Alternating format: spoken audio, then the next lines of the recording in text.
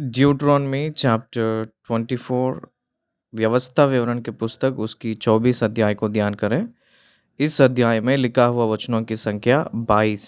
इस 22 आयतों में कहा गया हुआ वचन की उपदेश विषय ये है कि पहला 5 आयत तलाक और पुनर्विवाह और विवाह, ये विषय 4 आयतों में जो पुरुष विवाह जो नया कर लिया था वो 1 साल सेना के साथ ना जाए, किसी काम का भार उस पर डाल जाए, 1 साल भर पूरा अपने स्त्री के साथ विवाह किया हुई स्त्री के साथ रहते हुए प्रसन्न करना है।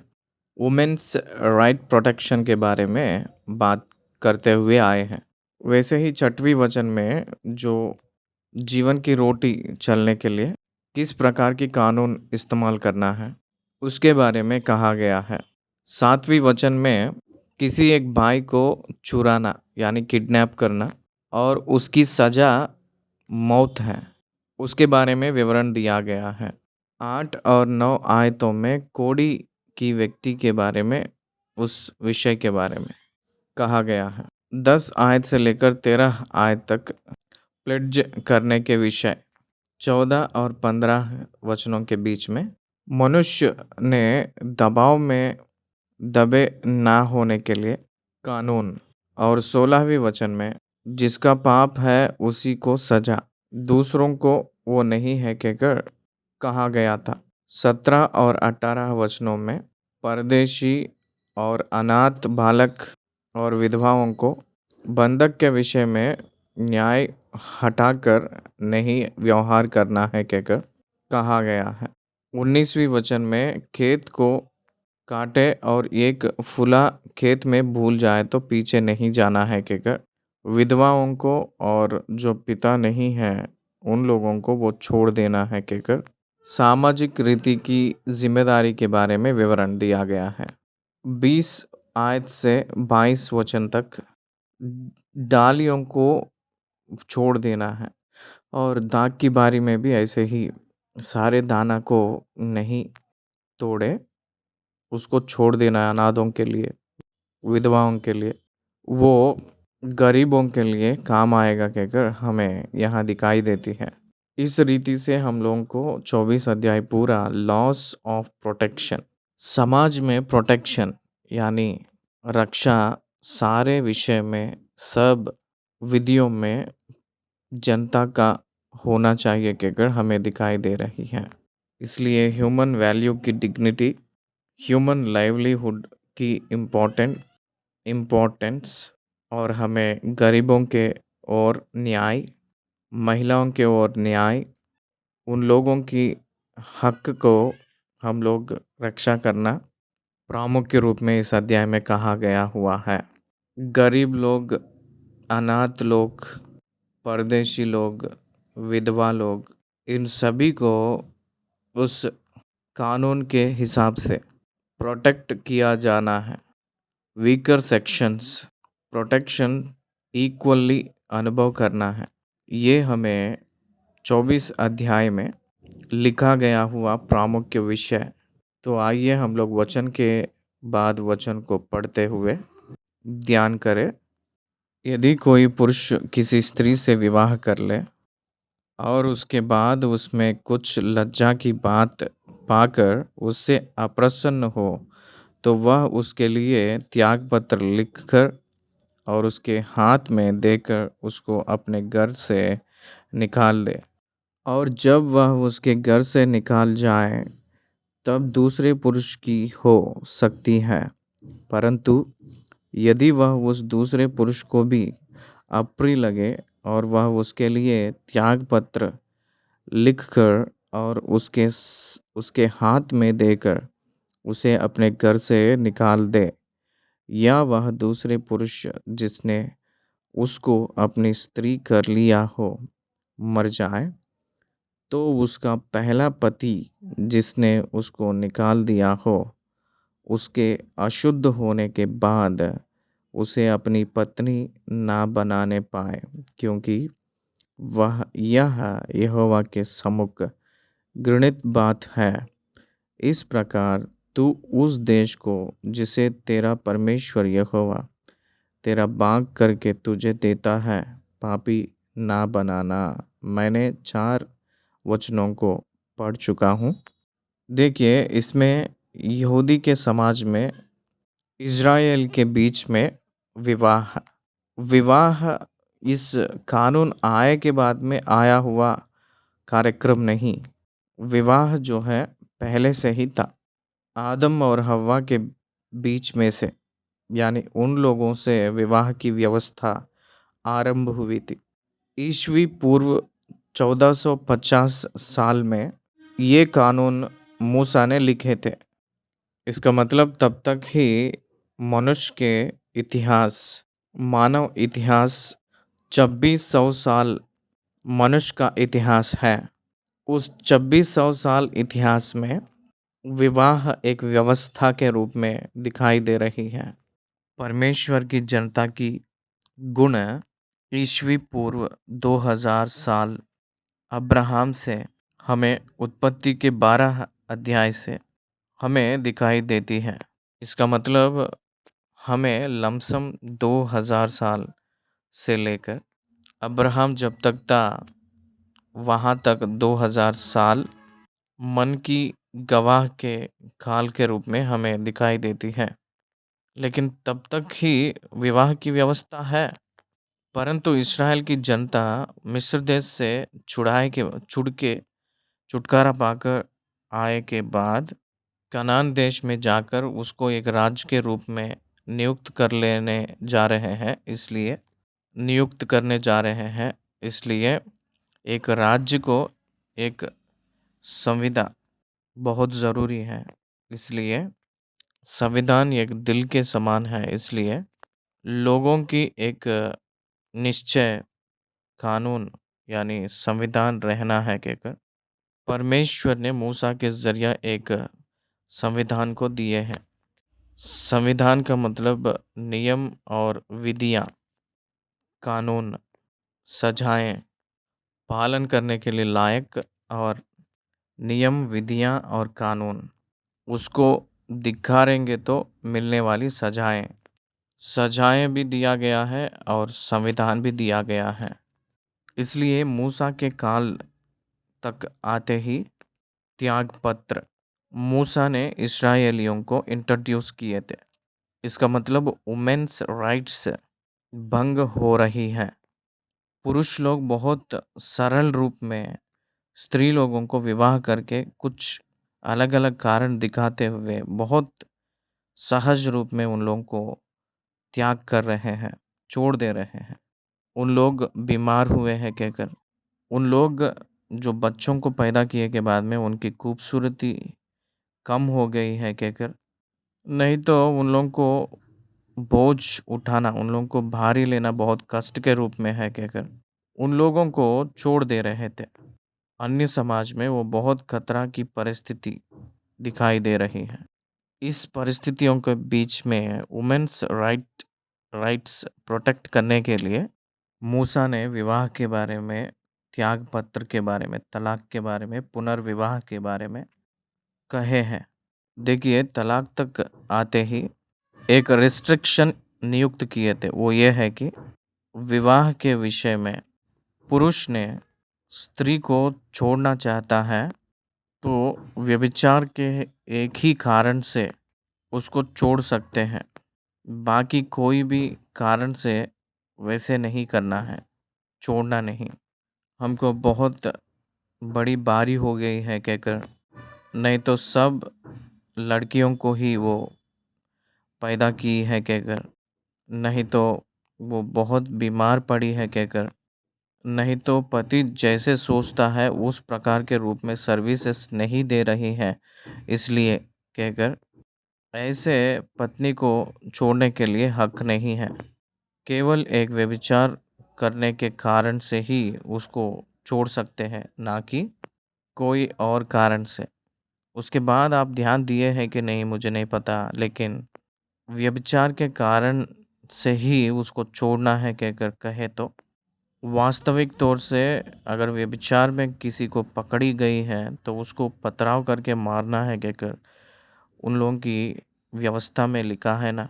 इसलिए हम लोग यहाँ देखते वक्त विवाह के विषय में जो यकीनता ना होकर व्यभिचार के विषय में छोड़कर किसी और कारण में उसको तलाक नहीं देना है कहकर कहते हुए आए हैं। एक रीति से देखा जाएगा तो even in Old Testament also it is impossible to give the divorce even at the period of Moses also.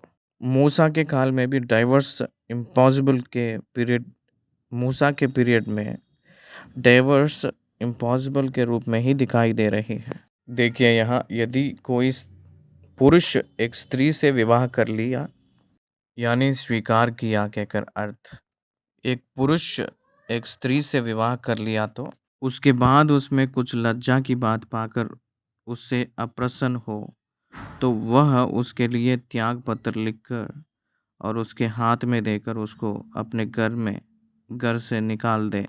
उसको अन्याय के रूप में नहीं छोड़ना।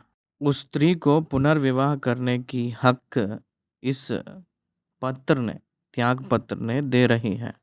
आज भी देख लीजिएगा डाइवर्सिस देकर रीमैरिज कर लेते हैं। वैसे ही उस काल में डाइवोर्स के बाद उस स्त्री ने दूसरे पुरुष को विवाह करने की मौका को वहाँ मिलाए थे। डाइवोर्स हुए के बाद में वो स्त्री दूसरे विवाह ना किए जैसे वैसे ही रहा गया हुआ व्यवस्था उसके द्वारा उसकी पोषण को उन लोगों को मौका ना होकर मौकाएं ना रहकर व्यभिचार करके वेश्या के रूप में जीने की जो स्थिति रहने वाली खतरा को हटाकर वक्त मूसा ने उन लोगों के राइट को प्रोटेक्ट करते हुए दूसरों से शादी करने की मौका को मूसा ने दिए हैं, मौका दिलवाए थे। उसके हाथ में उसके लिए त्यागपत्र लिखकर उसके हाथ में देकर उसको अपने घर से निकाल दें और जब वह उसके घर से निकाल जाए तब दूसरे पुरुष की हो सकती है। वो उस स्त्री की हक है। वो अपनी पोषण के लिए अपनी रक्षा के लिए समाज में विवाह की व्यवस्था में वो हिम्मत से रह सकती है, वो शामिल हो सकती हैं। इस प्रकार के रूप में यहाँ दिखाई दे रहे हैं। परंतु यदि वह उस दूसरे पुरुष यानी दूसरी विवाह कर लिया हुआ पुरुष उसको भी उस स्त्री ने अप्रिय लगी और वह उसके लिए त्याग पत्र लिखकर और उसके हाथ में देकर उसे अपने घर से निकाल दे या वह दूसरा पुरुष जिसने उसको अपनी स्त्री कर लिया हो मर जाए तो उसका पहला पति जिसने उसको निकाल दिया हो उसके अशुद्ध होने के बाद उसे अपनी पत्नी ना बनाने पाए क्योंकि वो एक बार दूसरी पुरुष से मिल चुकी है। इसलिए उस स्त्री को फिर से विवाह कर लिए तो पहला पुरुष व्यभिचार किया हुआ समान होगा, ये दृढ़ित है। इसलिए वो परमेश्वर को यहोवा के सम्मुख वो घृणित बात है। इसलिए छोड़ी गया हुआ स्त्री को फिर से विवाह नहीं करना है। दूसरी बार एक ही स्त्री दूसरे पुरुष से विवाह कर ली हो जो पहला पुरुष छोड़ दिया है तो पहला पुरुष दूसरी पुरुष मर गया हो या तलाक दे दिया हो तो फिर से उस स्त्री को पहला पुरुष ने अपनाना नहीं। वो एक धर्मी के रूप में दिखाई दे रही हैं। इस प्रकार तू उस देश को जिसे तेरे परमेश्वर यहोवा तेरा भाग करके तुझे देता है पापी ना बनना। परंतु पवित्र बाइबल ग्रंथ में मत्ती रचित सुसमाचार 5 अध्याय उसकी 31 आयत, लूका रचित सुसमाचार 16 अध्याय की 18 आयत, पहले कुरिन्थियों के पत्री 7 अध्याय की 10 आयत में right to divorce and remarriage के बारे में लिखते हुए आया है। वैसे ही मार्कुस रचित सुसमाचार 10 अध्याय पहले से लेकर 8वीं वचन तक, मत्ती रचित सुसमाचार 19 अध्याय की 7 आयत। इन सबों में विवाह के बारे में और व्यभिचार के संबंधित विषय और किस रीति से त्याग पत्र देते आना है उसके बारे में कहा गया है। इसमें यीशु मसीह के प्रामुख्य प्ली ये है कि ये मूसा ने आप लोगों के हृदय के कठिनाई के वजह से दिए हैं, ना कि पहले से वैसा नहीं है। पहले से ये व्यवस्था वैसा नहीं था। इसका मतलब क्षमा करने के लिए कहा गया है। अपने भाई को अनलिमिटेड टाइम्स क्षमा करने के लिए प्रभु कहे थे ना, आपको कोई बुरा किया है आपके भाई उसको क्षमा करो के कर कहे थे प्रभु ने, वैसे ही पत्नी को भी क्षमा करना है। पवित्र बाइबल में याकूब के पुत्र जो जेठा पुत्र रूबेन ने बिल्हा तो वो अपना रिश्ता बनाए, सो तब याकूब ने सुनकर चुप रहा, उन लोगों को नहीं मारा डाला, उन लोगों को नाश नहीं किया, उन लोगों को घर से भगाया नहीं, वो रहने दिया। वो ही खुद पोषण किए थे, उन लोगों की धोखाबाजी को क्षमा कर दिए थे। आप लोगों को जो अपराध करता है उन लोगों को अगर क्षमा करें तो आपकी अपराध क्षमा किया जाएगा, कहकर वचन हमें याद दिलाती है। इसलिए हर एक व्यक्ति एक विश्वासी के रूप में उस व्यक्ति भी रोमियो के पत्री 2 के हिसाब से जिस विषय में दूसरों को न्याय करते हैं वो भी खुद उसी विषय में न्याय में होंगे। इसलिए कुछ भी ना किए हुए समान, कुछ उत्तर ना दिए हुए समान रह जा रहा है। इसलिए प्रभु कहते हैं कि आप लोग अपने ऊपर कोई अपराध किए तो क्षमा किए जैसे और आपके अपराध क्षमा किए हुए समान प्रार्थना करो कहकर कहे थे। इसीलिए अपराध किए हुए लोगों को क्षमा करना उत्तम की मार्ग के रूप में बाइबल बता रही है। कठिन हृदय के वजह से डाइवोर्स जारी करने के लिए मूसा के टीचिंग के रूप में हमें मोज़ाइक लॉ के रूप में हमें समझ आ रही है। 5 आयत, जिस पुरुष का हाल ही में विवाह हुआ हो वह सेना के साथ ना जाए और ना किसी काम का भार उस पर डाला जाए। सेना का मतलब आर्मी। विवाह किया हुआ व्यक्ति तुरंत आर्मी को जाना नहीं। 1 ईयर घर पे रहकर, काली पे रहकर उस स्त्री को प्रसन्न करना है। It is the right of a women wife to spend her with best husband. एक स्त्री एक विवाह किया हुआ पुरुष से, मतलब उस विवाह किया हुआ पुरुष से वैवाहिक उस संबंध को संपूर्ण रीति से अनुभव करना है, वो उसका हक है। भौतिक रूप की संसार की धर्म के हिसाब से वो खुश रहे जैसे परमेश्वर ही उसको हक दे रहे के रूप में हम लोग देख सकते हैं। भौतिक रूप की उस विवाह के जीवन को वो प्रसन्न हुए जैसे, खुश रहे जैसे, उनको हक परमेश्वर ही दिए जैसे हमें देख सकते हैं। इसीलिए जो विवाह होते ही तुरंत उस पुरुष ने सेना में नहीं जाना है। वह वर्ष भर अपने घर में स्वतंत्र से रहकर, वर्ष भर इस शब्द को आप लोग ध्यान देना है। 1 साल तक, 1 कंप्लीट ईयर, फुल ईयर, पूरा समय को पत्नी को उस पुरुष ने देना है। आज भी महिलाएं पुरुषों के ऊपर जो शिकायत क्या करते हैं पता है? हमारे पुरुष लोग हमें समय नहीं दे रहे हैं।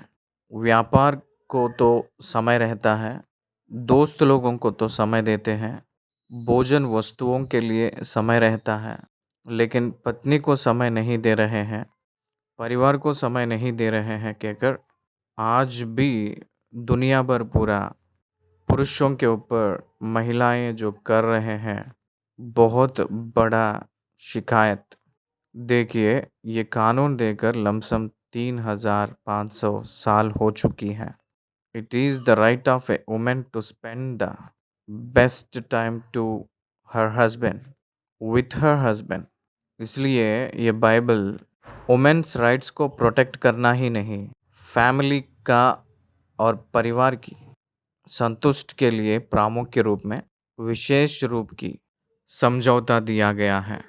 छठवीं वचन, कोई मनुष्य चक्की को या उसके ऊपर के पाट को बंधक ना रखे, क्योंकि वह तो मानो प्राण ही को बंधक रखना है। ये प्रोटेक्शन ऑफ लाइवलीहुड, चक्की को या उसके पाट को बंधक रख के पैसे देने के विषय में नहीं रखना है उधार के लिए, क्योंकि वो एक जीविका है उसका। उसका जीवन चलना है तो वो जो कमाता है या कुछ उससे करता है उसको छीन लेंगे तो कैसे? इसलिए कोई आर्थिक समस्या में कोई रहे तो उसको मदद करने के लिए, उसको जीवन चलाने के लिए जो चक्की और उसका पाट को बंधक ना रखे, बिना रखे ही उसे पैसे देना है। भाई को उधार देने के विषय में इस्राएलियों को कुछ नियम दिए थे परमेश्वर ने। उसमें एक नियम यह है कि ब्याज ना लेते हुए पैसा धन एक उधार के रूप में देना है। एक इज़राइल ने दूसरे इज़राइल को जब पैसे देता है तो वो ये नहीं चाहना कि ब्याज के रूप में वो वापस दे।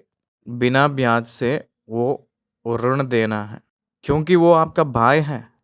परमेश्वर ने तुझे एक्सेस दिए हैं, आपको समृद्धि दिए हैं।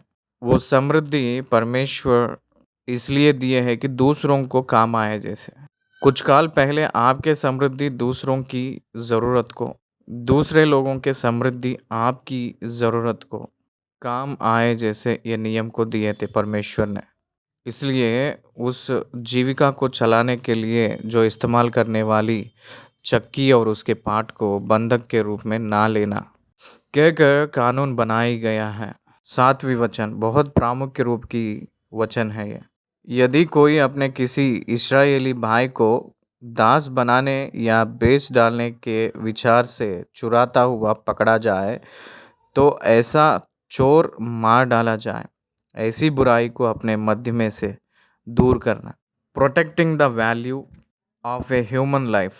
आज देखिए, कहीं भी देखेंगे तो एक्सप्लॉयटेशन दिखाई देती है।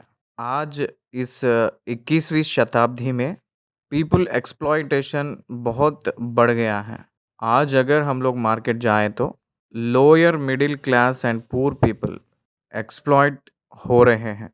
उन लोग जीविका को आगे बढ़ाने के लिए, जो उन लोगों को समाज में परिस्थितियां बिल्कुल सही नहीं हैं, सरकार ने बहुत मौन रूप में रह रहे हैं। देखिए, सरकार की रिस्पॉन्सिबिलिटी क्या है कहकर देखे तो पुअर मेन की लिविंग जीविका स्पष्ट रूप में, सरल रूप में चलना चाहिए। उस प्रकार की विधियों को सरकार ने नियुक्त करना चाहिए। इसलिए कानून यहाँ एक मनुष्य को, एक इस्राएल ने दूसरे इस्राएल को दास के रूप में नहीं बनाना। एक दास के रूप में उसको पैसे देकर नहीं खरीदना।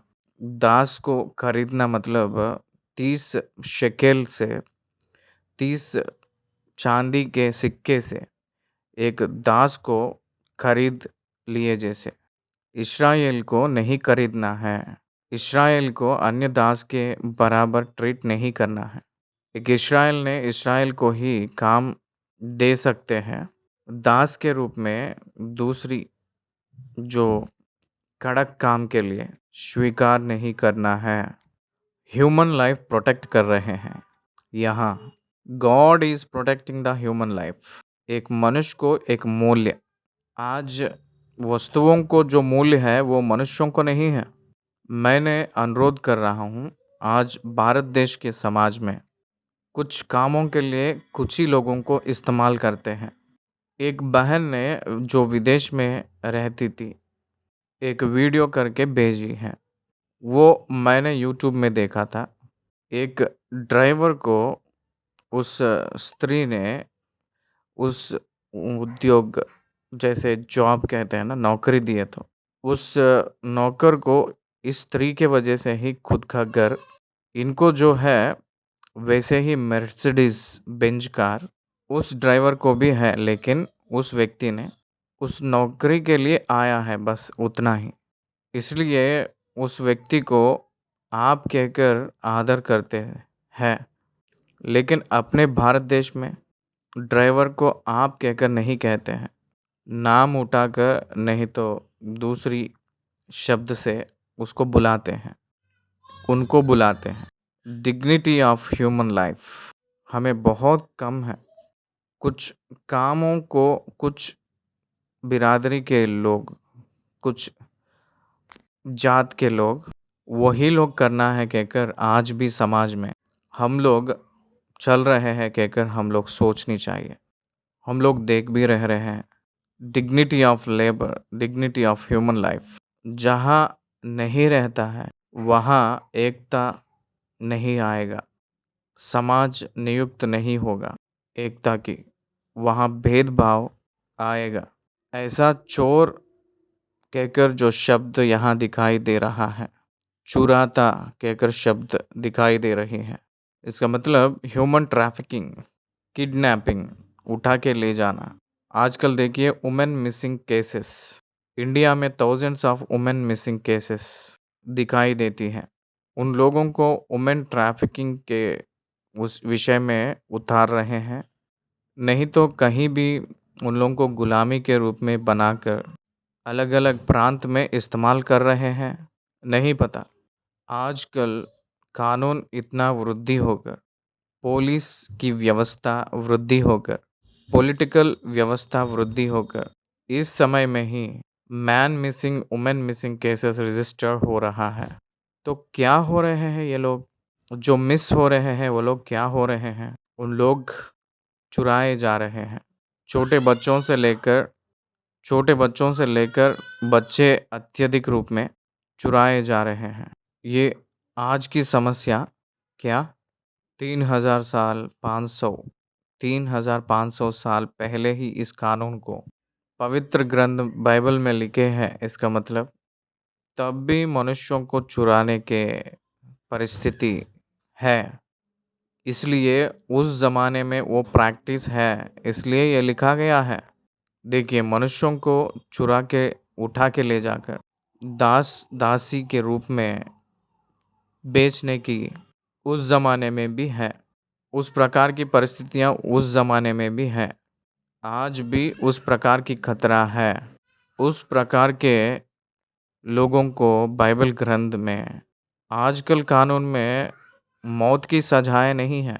इंडियन पीनल कोड में तो उस प्रकार की लोगों को मौत की सज़ा नहीं है, केवल जेल है, मौत की सज़ा तक नहीं है। अगर इज़राइल देश में किसी को भी भाई को चोरी किए तो, किडनैप किए तो, वैसे पता चले तो, अगर किसी को गुलामी के रूप में बनाए या बेचे, वो चोर मरेगा, मार डाला जाएगा। देखिए किस प्रकार की कानून बनाया गया है। आज है तो अपने आईपीसी में जेल की सज़ा, वो भी इस कोर्ट में जेल लगेगा तो दूसरी कोर्ट, उसके ऊपर की कोर्ट ऐसे घूमता रहेगा, समय बीतते रहेगा, काल होते ही रहेगा। वो अपना काम अपना खुद करते ही रहता है। इस प्रकार के रूप में नहीं। अगर एक बार पकड़ा जाए तो अलग अलग प्रकार की कोर्ट में घूमकर अपने समय बिताते रहना नहीं, तुरंत उस चोर को मार डालना है। ऐसी बुराई को अपने मध्य में से दूर करेंगे, समाज में मनुष्य को रक्षा रहेगा। समाज में मनुष्य को अगर रक्षा नहीं मिले तो वो समाज बहुत दुर्भाग्य के रूप में रहेगा। भय राज करेगी।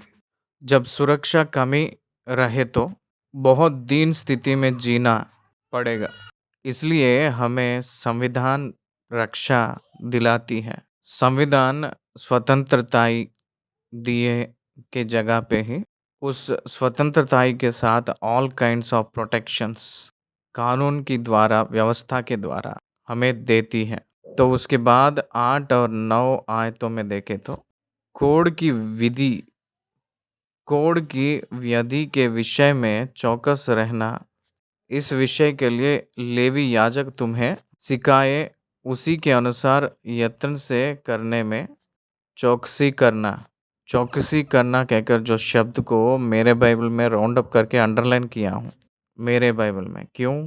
क्योंकि उस काल में वो एक छूने में फैलने वाली बीमार थी। आज कोड़ी के बीमार आज छूने से फैलने वाली बीमार नहीं है, कहकर बहुत सी मेडिकेशन बिल्ड हुए के बाद आज हम लोग कह रहे हैं। उस ज़माने में कोड़ी रोगियों को गांव के बाहर, छावनी के बाहर रखते थे। कुष्ठ का बीमार रोगी याजक के पास अपना कोड़ी का बीमार ठीक हुई है कहकर कंफर्म करने के लिए विधियों को वहाँ लाइव व्यवस्था के पुस्तक 14 अध्याय नियुक्त किया गया है। कोई भी एक शरीर पे खुजलाहट हुए तो वहाँ कुछ प्रकार की सफ़ेदपन दिखाई दिए तो उसको परीक्षा करना है, उसको जांचना है। वो एक्सपैंड हो रही है, डे बाय डे बढ़ रही है। इसका मतलब वो व्याप्ति हो रही है, बढ़ रही है, फैल रही है। जो बढ़ रही है तो उसको खोड़ के रूप में निर्धारित करके दूसरों को वो छुएंगे तो वो बहुत खतरा के रूप में रही है। इसलिए उस विषय में उस गांव के बाहर आइसोलेट करके रखते थे, समाज में रहने नहीं देते थे। हम लोगों को जब कोविड कोरोना आए सो तब कोरोना के काल में कोरोना पेशेंट्स को एक रिफ्यूज प्लेस पे ले जाकर किस रीति से रखते थे, वहाँ रखकर भोजन सब कुछ रखते थे ना, वैसे कोड़ी रोगियों को भी गांव के बाहर रखकर वहाँ उनको भोजन भेजते थे। कुछ संदर्भ में उन लोगों को नेग्लेक्ट करते किए तो वो लोग कंगाल के रूप में भीख मांग के उस गांव के बाहर रहकर यात्रा करने वालों से भीख मांगकर जीने की संदर्भ भी हम लोग देख सकते थे, बाइबल में भी दिखाई दिया। इसलिए कोड़ी उस छूने से फैलने वाली बीमारी के विषय में बहुत सावधान से रहो कहकर कहा जा रहा है, चौकसी करना कहकर कहा गया है। उसी के अनुसार यत्न से करने में चौकसी करना, जैसी आज्ञा मैंने उनको दी है वैसे ही करने में चौकसी करना 2 बार कहा गया है। स्मरण रख कि तेरे परमेश्वर यहोवा ने जब तुम मिस्र से निकाल कर आ रहे थे तब मार्ग में मरियम से क्या किया। मरियम ने क्या की थी, गिनती के पुस्तक 12 अध्याय में हम लोग देख सकते हैं। गिनती के पुस्तक 12 अध्याय में मरियम ने कोड़ी के बीमार से पीड़ित हुई थी। फिर से मूसा ने परमेश्वर से दुहाई दिए तो परमेश्वर ने उस मरियम को चंगा किए थे। एक सप्ताह भर पूरा उनके लिए, उस मरियम के लिए सारी समाज ने रुक गया था यात्रा ना करते हुए। उस समाज ने उस मरियम को बाहर रख दिए थे। कारण यह है कि वो मूसा के ऊपर वो कुड़कुड़ाई थी। परमेश्वर उसको खोड़ी के बीमारी से पीड़ित किए जैसे हम लोगों को वचन में दिखाई देती है। वचन ये याद दिलाती है कि वो पूरा सफ़ेद होकर एक कोड़ी बीमारी से पीड़ित की गई जैसा वचन बताती है। इसलिए वो जो मरियम प्रोमिनेंट लीडर थी, प्रोमिनेंट पर्सनालिटी, मूसा की बहन थी, दीदी, हारून को दीदी थी वो। परंतु वो कितना भी नज़दीक बंधु भी क्यों ना हो, उनको समाज से बाहर कर दिया गया था। इसलिए ये नाम उठाकर लिख रहे हैं। कितना भी इम्पोर्टेंट क्यों ना हो, मरियम के माथे पे कुष्ठ की बीमारी हुई कहकर लिख रहे थे। वो अपने आप खुद उस कुष्ठ बीमारी के वजह से छोड़कर भाग गई कहकर वचन में लिखते हुए हम लोग देख सकते हैं। क्योंकि वो छूने से फैलने वाली बीमारी है, इसलिए दूसरों को वो ना फैले जैसे वो स्त्री अपने आप बाहर चले जाना सोशियोलॉजिकल रेस्पॉन्सिबिलिटी के रूप में उस दिनों में हम लोग वो लोग सोचे हैं। इसलिए चौकस ही रहना। अपना ही तो है, अपने ही करीब के हैं, बहुत मुख्य लोग हैं। इस प्रकार के रूप में हम लोग हल्के में नहीं लेना है। वो स्प्रेड होगा, बाकी लोग नष्ट हो जाएंगे। मेरे प्रिय भाई और बहन, इसलिए पर्सनल राइट्स, व्यक्तिगत हक, स्वास्थ्य अपना हक है, पढ़ाई अपना हक है, धर्म के रीति को हम लोग अनुकरण करना अपना हक है। हम लोग बोलने की हक भी इस दुनिया में विशेष रूप से अपने देश में है। जिस रीति से हम लोगों को इस प्राथमिक हक दिया गया है, आया है, इसलिए एक व्यक्ति के फंडामेंटल राइट्स बचाने के लिए उस कोड़ी के बीमार के विषय में सावधान से रहिए कहकर कहा गया है।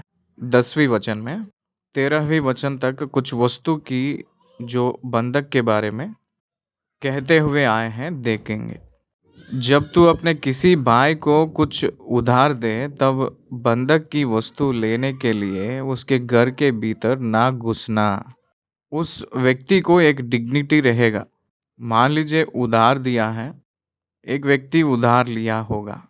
उधार जो दिया है, उधार जो लिया है, वो उधार दिया हुआ व्यक्ति के सामने हल्का नहीं है। हल्का नहीं होना चाहिए जो लिया था। जिसका डिग्निटी उसको होना चाहिए, रहनी चाहिए। पैसे दिए हैं कहकर उनके घर पे घुसना नहीं। एक सीमा है।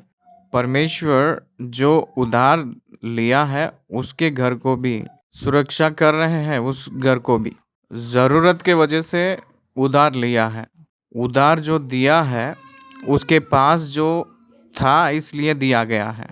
उसे छोड़कर जो उधार लिया है, जो उधार दिया हुआ के सामने महान के रूप में सोचकर जो उधार लिया है उसको दास के रूप में हम लोग नहीं देखना। उसकी डिग्निटी को बचाना है, उसके राइट प्रिजर्व करना है, ना कि उसके घर में घुसकर उसको कुछ बोलने की अधिकार नहीं है। तू बाहर खड़ा रहना और जिसको तू उधार दे वही बंधक की वस्तु को तेरे पास बाहर ले आए। वो वस्तु को जो पाया है वो बाहर ले आकर देगा, ना कि आप अंदर घुसना। जो उधार दिया हुआ व्यक्ति, even to the police department, अगर पुलिस डिपार्टमेंट भी एक घर पे घुसना है तो सर्च की वारंट रहे तो ही उनके घर पे घुसकर जांचना है। सर्च करने के लिए कोर्ट से जो अनुमति अधिकार मिले तो ही एक घर के अंदर जाना है, ना कि बिना कानून से चाहे पुलिस भी क्यों ना हो अंदर जाने के लिए ये कानून अंगीकार नहीं करेगा। वैसे ही एक घर में पुलिस प्रवेश करने के लिए नहीं है अधिकार। अरेस्ट वारंट ना रहकर एक व्यक्ति को अरेस्ट करने के लिए अधिकार नहीं है। ये सब व्यक्तियों की हक है। इसलिए इस बंधक के विषय में उस व्यक्ति का डिग्निटी को बचाना है कहकर परमेश्वर कह रहे हैं। अगर वो व्यक्ति गरीब हो तो, और यदि वह मनुष्य कंगाल हो तो उसका बंधक अपने पास रखे हुए ना सोना। कंगाल के विषय में केवल तरस दिखाना है, ना कि कठिनाई। सूर्य अस्त होते होते उसे वह बंधक अवश्य फेर देना, इसलिए कि वह अपना ओढ़ना ओढ़कर सो सके और तुझे आशीर्वाद दे। और यह तेरे परमेश्वर यहोवा की दृष्टि में धर्म का काम ठहरेगा। तेरे परमेश्वर यहोवा कहकर कहा गया है। तेरे परमेश्वर यहोवा की दृष्टि में वो धर्म है। कंगाल व्यक्ति, बंधक रखा हुआ जो ज़रूरी वस्तुएं, उन लोगों को फिर से वापस देना है। उस चीज़ों में वस्त्र को भी ओढ़न, ओढ़ना, अपने भाषा में रजाई हो, बिस्तर, चादर, ठंडी के समय, ठंडी के मौसम में, ठंडी के प्रांतों में रजाई को भी बंधक रखने वाले रहते हैं। वो लोग जो ओढ़ते हैं उस ठंडी में बचाने वाली वस्त्र, उसको शाम तक वापस दे देना है, क्योंकि रात में वो ठंड में रहकर परमेश्वर को दोहाई ना देकर तेरे वस्त्र को ओढ़कर तेरे पैसे वो ना दिए तो भी उसको ओढ़ना देना है, उसको बाद में ले सकते हैं। डे टाइम उसको आप रख सकते हैं, लेकिन रात के समय, ठंड के समय इज़राइल जो प्रांत है, पालस्तीन जो प्रांत है, वो ठंडी का प्रांत है। इसलिए उस प्रकार के कानून को बनाए थे। गरीब व्यक्ति की ये ज़रूरत बहुत अवश्य है। आर्थिक परिस्थिति से भी व्यक्ति के जीवन बहुत ज़रूरी है। इसलिए अपने भारत के कानून में भी इंसावेंसी पिटीशन है। एक व्यक्ति जीना है, जीने की हक है उसको। उधार लेने के वजह से वो फांसी लगाकर हो या ट्रेन के नीचे गिरकर मरने का ज़रूरत नहीं है। कोर्ट पे जाकर मैंने उस उधार जो नहीं चुका पाऊँगा कहकर बाकी लोगों जो भी है वो सभी लोग मुझे छुड़ौती छुटकारा देना है कहकर कोर्ट को अगर मान लीजिए वो जाएगा तो इंसावेंसी देते हैं। ये उधार नहीं चुका पा रहा है कहकर एक चिट्ठी, एक पत्र देकर उसको ये उधार नहीं दे पा रहा है कहकर कोर्ट ही खुद उनको सपोर्ट करेगा। उन लोगों को एक हक दिलाते हैं। इसलिए एक व्यक्ति जीने के लिए जो भी हक है परमेश्वर ने नियुक्त किए हैं कहकर हमें समझ आ रही है। कोई मजदूर जो दीन और कंगाल हो, चाहे वह तेरे भाइयों में से हो, चाहे तेरे देश के पाठकों के भीतर रहने वाले परदेशियों में से हो, उस पर अंधेर ना करना। 14 और 15 आयतों में भीतर रहने वाले परदेशियों में आपके जो भाई लोगों में भी रहे तो परदेशियों में भी रहे तो क्षमा कीजिएगा, कोई मजदूर जो दीन और कंगाल हो, दीन और कंगाल हो, चाहे वह तेरे भाइयों में से हो, चाहे तेरे देश के पाटक के भीतर रहने वाले परदेशियों में से हो, उस पर अंधेर ना करना। मतलब मजदूर देने में अंधेर देर नहीं करना। अगर वो मजदूर जो दीन कंगाल वाला अगर वो दुहाई देगा, परमेश्वर से विनती करेगा, परमेश्वर तुझे सजा देगा। देखिए साधारण तौर से देखा जाए तो सप्ताह भर की मजदूर रहता है, दिन का मजदूर रहेगा और सप्ताह की मजदूर भी रहेगा।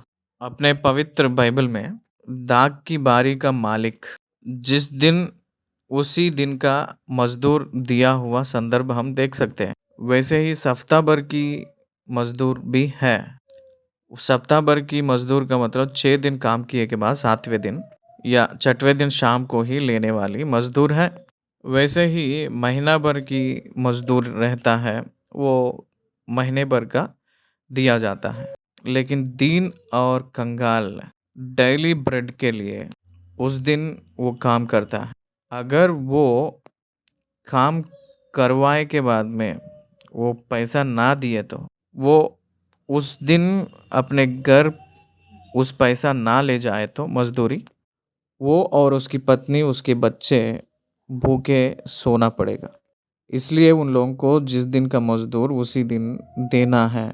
परमेश्वर ने कानून बनाए थे इसको, कोई बात नहीं छोड़ देंगे कहकर उस विषय को छोड़े नहीं, उसको कानून के रूप में बनाए थे।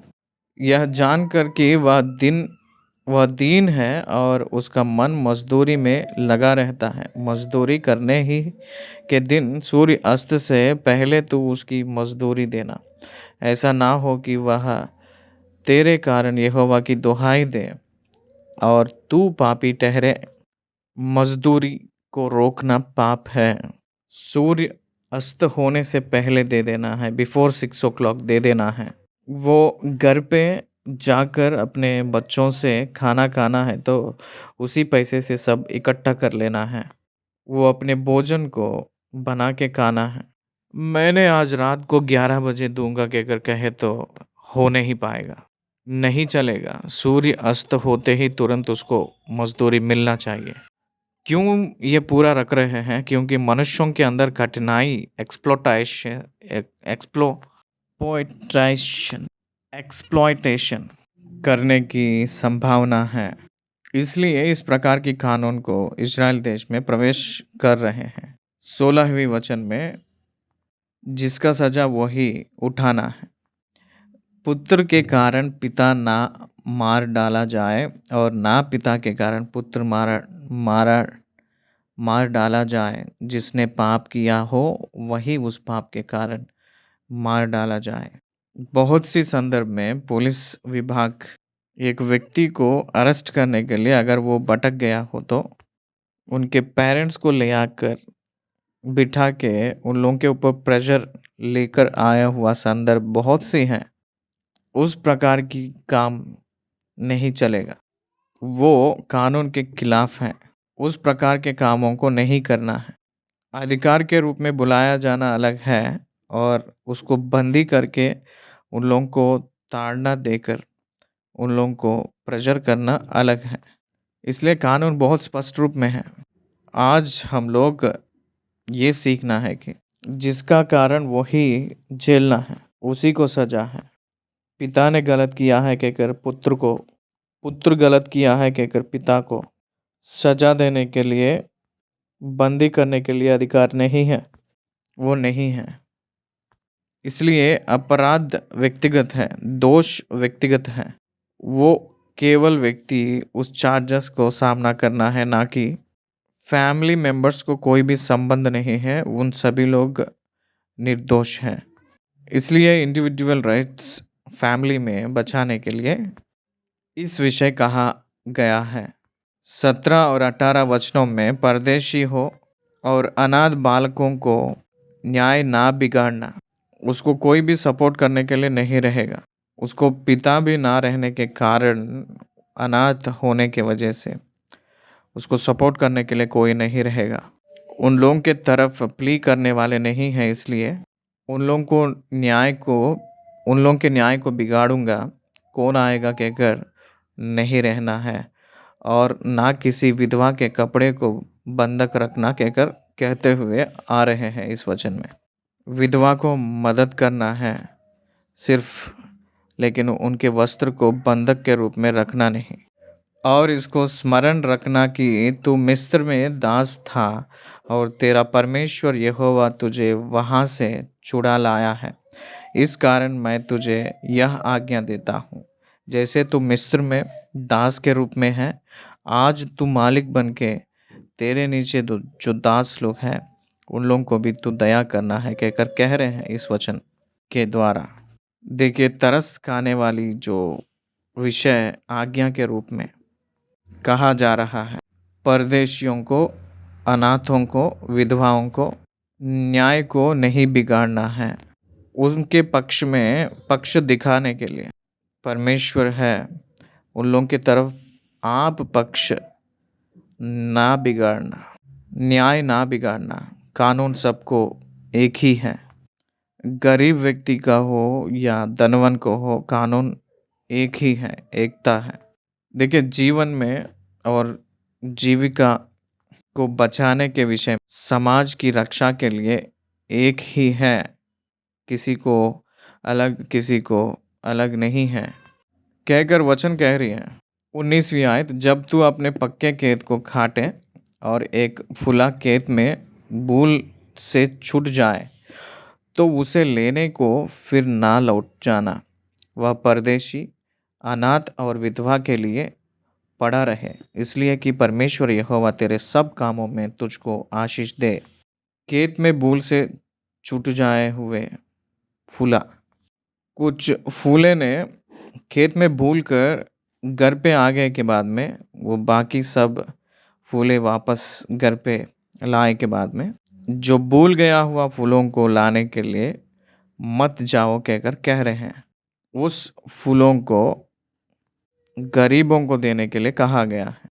इसलिए गरीब लोगों की भोजन के लिए परमेश्वर चिंतित हो रहे हैं कहकर उन लोग समझना चाहिए। इसलिए कुछ भाग आपके कमाई में जो नहीं रहता है गरीबों को मिलना चाहिए कहकर जो अर्थ इस्राएल की सारी व्यवस्था बता रही है। इसलिए दुनिया में इस्राएली लोग गरीब के रूप में नहीं दिखाई देते हैं, क्योंकि धनवान लोग उनके संपत्ति में धन को कंगाल को देकर, गरीबों को देकर उस गरीबीपन से छुड़ाते हैं। गरीबों को छुड़ाएंगे, उन लोगों को उधार से छुड़ाते हैं। वो लोग व्यापार रखने के लिए ब्याज बिना पैसे देते हैं, मदद करते हैं। इसलिए इज़राइल में आर्थिक स्थिति की परिस्थितियों में कष्ट बहुत कम रहता है। इज़राइल देश दुनिया में बहुत छोटी-सी देश के रूप में रहे तो भी अति महान आर्थिक विधि दिखने का कारण क्या है? एक अद्भुत रीति का वृद्धि आने का कारण क्या है?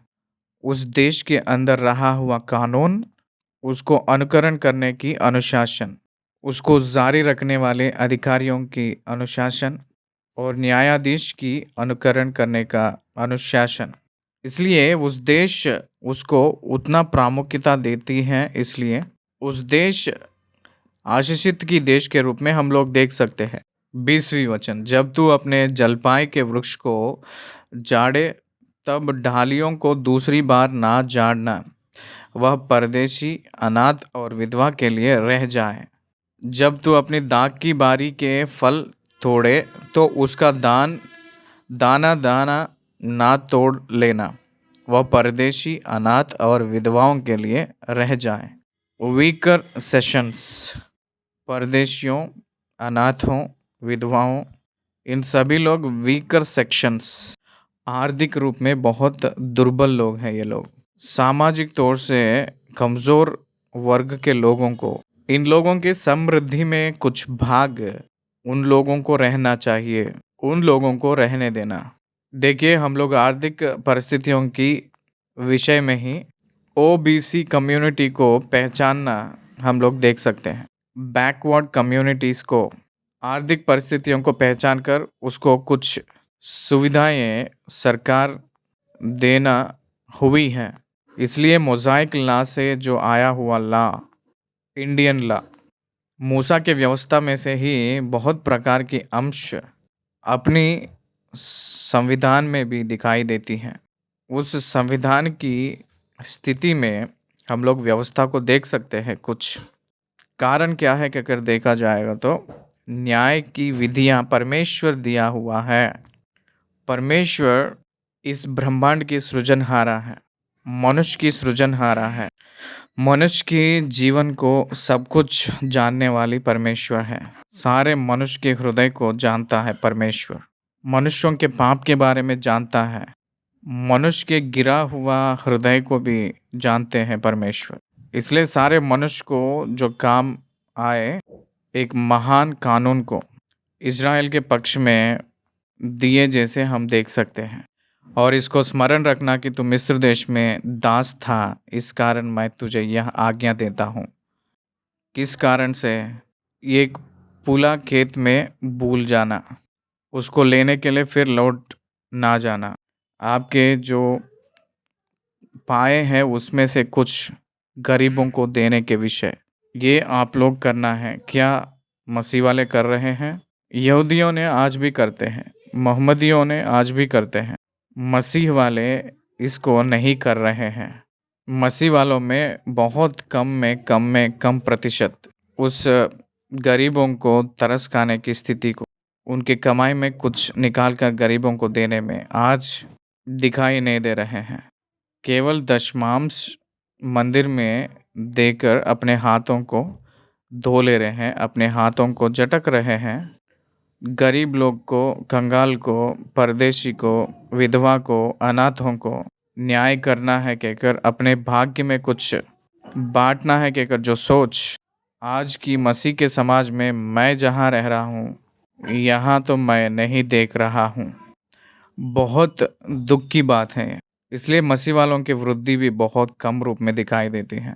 जो लोग न्याय की सूत्र को पालन करते हैं, विधियों को पालन करते हैं, जो कानून को आदर करते हैं, जो शासन को प्रेम करते हैं, उन लोग आशीषित होंगे। उन लोगों के वजह से समाज वृद्धि में आती है, एकता में आती है। इसलिए ये जो अध्याय 24 अध्याय हमें ह्यूमन राइट्स के बारे में, हमें बहुत सी प्रोटेक्शन ऑफ राइट्स के बारे में विवरण दी है कि अगर मैं अनुरोध कर रहा हूँ। इस वचन पे हम लोग 24 अध्याय को ख़त्म कर रहे हैं। 24 अध्याय ख़त्म हुई है। धन्यवाद।